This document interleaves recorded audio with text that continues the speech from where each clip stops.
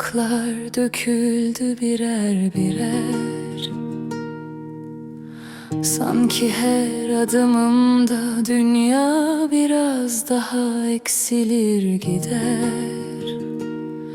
Sevdiğim, sevdiğim dünyamı yıkılır gelsen.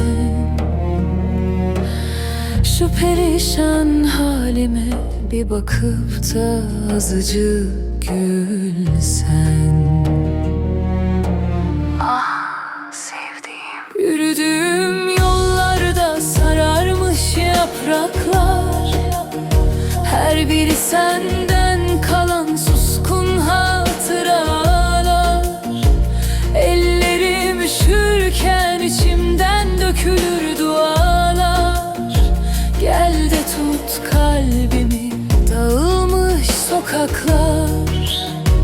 Yürüdüğüm yollarda sararmış yapraklar, adını fısıldayan solgun rüzgarlar. Dizlerim titrerken susarım, ağlar duvarlar. Gel de bir sar beni, dursun bu sancılar. Penceremde bu akşam perdeye vuran gölge sensin derim. Yarısı yanmış bir mum, kendi kendime tükenirim. Sevdiğim, sevdiğim bir kere adımı söylesen.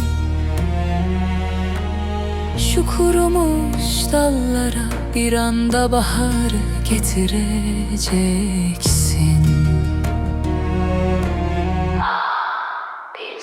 Yürüdüğüm yollarda sararmış yapraklar, her biri senden kalan suskun hatıralar. Ellerim üşürken içimden dökülür dualar.